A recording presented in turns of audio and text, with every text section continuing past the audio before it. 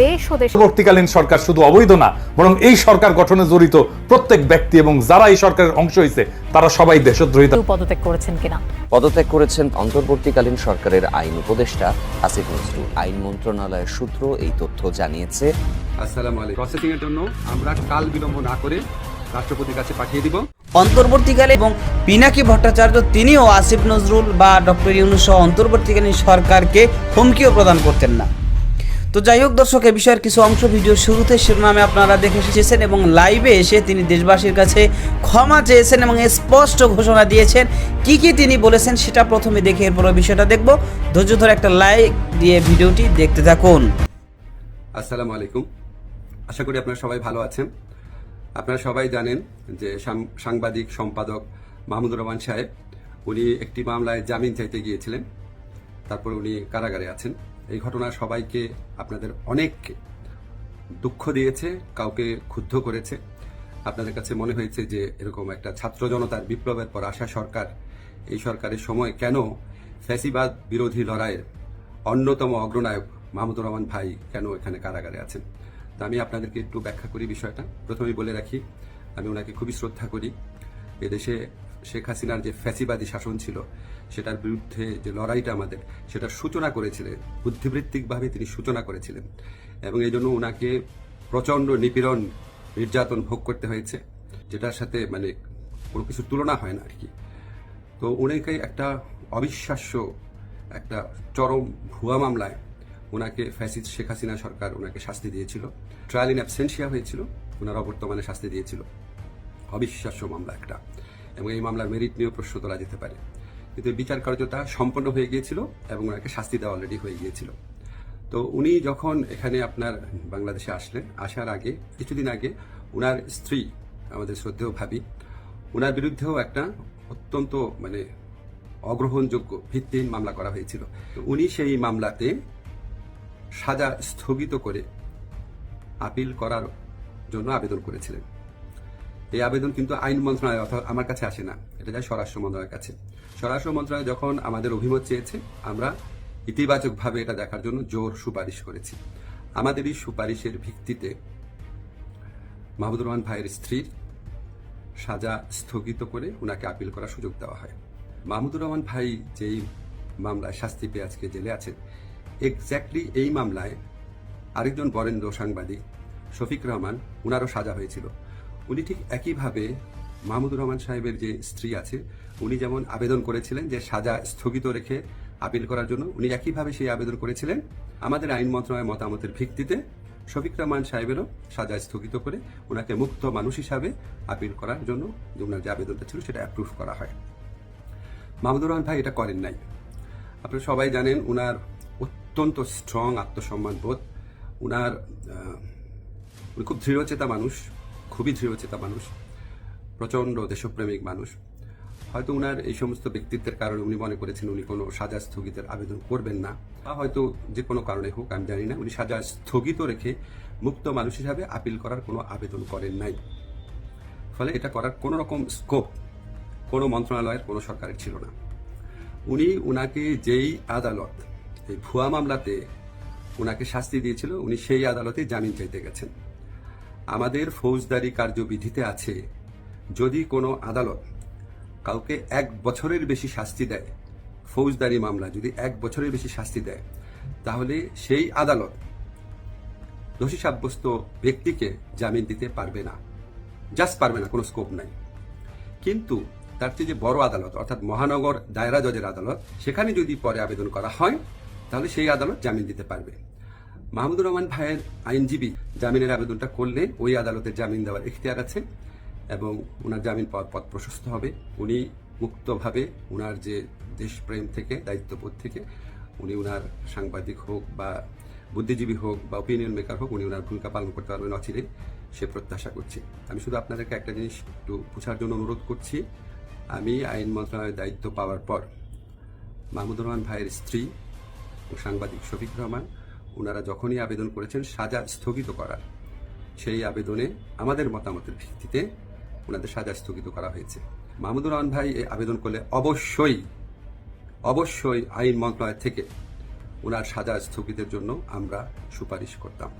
আমরা সেই সুযোগ পাই নাই, এখানে আমাদের কিছু করার ছিল না। আমরা মনে করি যে মাহমুদুর রহমান ভাই উনি যত তাড়াতাড়ি, আমরা বলতে আমি নিজের কথা বলছি, যত তাড়াতাড়ি মুক্ত হয়ে আমাদের এই দেশ করার যুদ্ধে ওনার জায়গা থেকে নেতৃত্ব দিবেন, তত এটা দেশের জন্য মঙ্গলজনক। আমি আশা করব খুব দ্রুত ওনার জামিনের আবেদন করা হবে, যাতে ওনার জামিনের পথ প্রশস্ত হয়।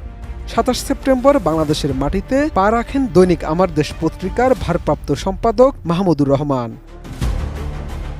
দেশে ফেরার 2 দিন পর অর্থাৎ 29 সেপ্টেম্বর মাহমুদুর রহমান আদালতে আত্মসমর্পণ করে জামিন চান। পরে আদালত জামিন নামঞ্জুর করে তাকে কারাগারে পাঠায়। ঢাকার চিফ মেট্রোপলিটন ম্যাজিস্ট্রেট আদালতের additional chief metropolitan magistrate Mahbubul Haque এই আদেশ দেন।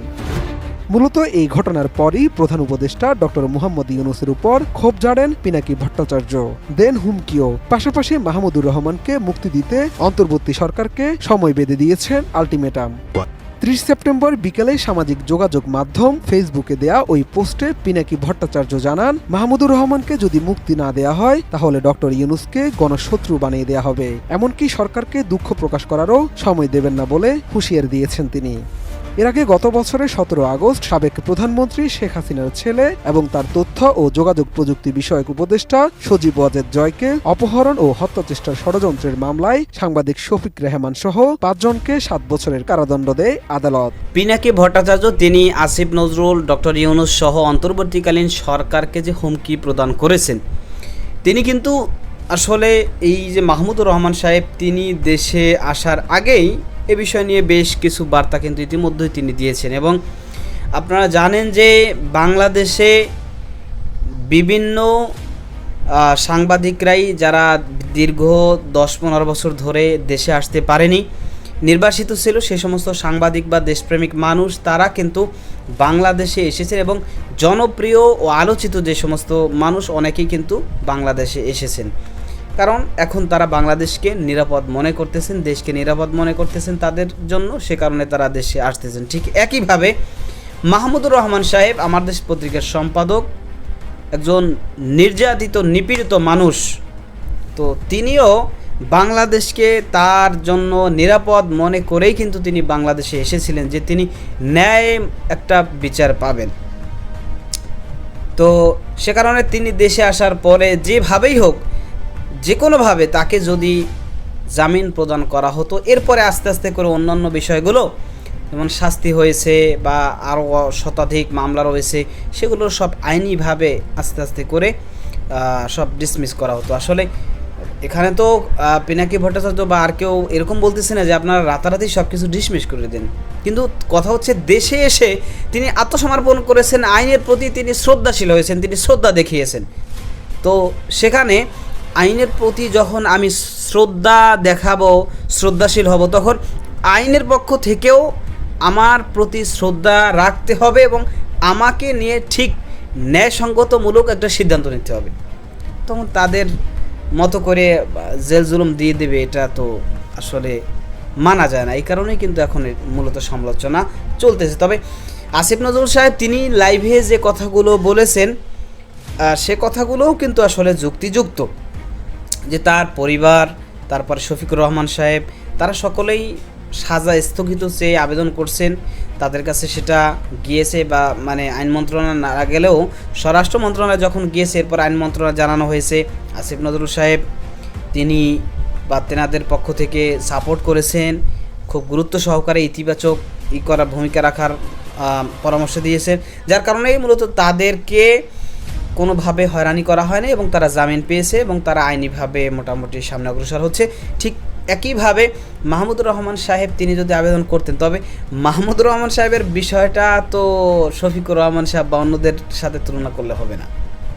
তিনি বাংলাদেশের একজন জনপ্রিয় এবং আলোচিত এবং একজন নির্যাতিত মানুষ, সুতরাং তাকে যেইভাবে অমানবিক অত্যাচার নির্যাতন করা হয়েছে তার প্রতি, সেই জায়গা থেকে তিনি এখন দেশে আসছেন, দেশে এসে আইনের প্রতি তিনি শ্রদ্ধাশীল হয়ে আত্মসমর্পণ পর্যন্ত করেছেন। তো এখন তাকে যে কোনোভাবে হোক তাকে জামিন দেওয়াটা আসলে বাংলাদেশের জনগণের একটা ইচ্ছা বা তাদের একটা চাওয়া ছিল। এটা যদি যে কোনো সিস্টেমে হোক যদি করা যেত, এই বিষয় নিয়ে তো পিনাকি ভট্টাচার্য তিনি বলছেন যে আমি যদি আজকে দায়িত্বে থাকতাম তাহলে যা করলে তিনি কারাগারে যাবেন না সেটা আমি করতে তাকে বাধ্য করতাম। মাহমুদুর রহমান সাহেবকে বা তার পরিবারকে দিয়ে মন্ত্রণালয় বা অন্তর্বর্তীকালীন সরকার তারাও ঠিক আছে, এখন মধ্যবর্তী যে একটা ঝামেলা ওইটা তো যেভাবে ওকে নিরসন করতে হবে। তো এক্ষেত্রে পিনাকি ভট্টাচার্য যে কথাটা